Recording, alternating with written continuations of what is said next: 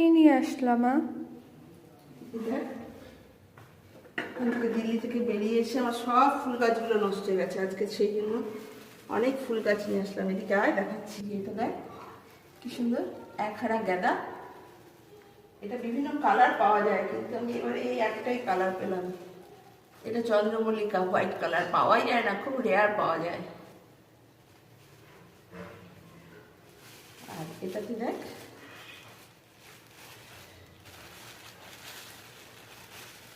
এটা দেখ কি সুন্দর কালারটা। দোপাটি, দোপাটি একটা সাদা দোপাটি আর একটা এই সাদা দোপাটি। অনেকগুলো এনেছি, তুমি যত্ন করে লাগাও। পাঁচটা টপ রেডি হবে, এই যে পাঁচটা বেশি হবে নাকি?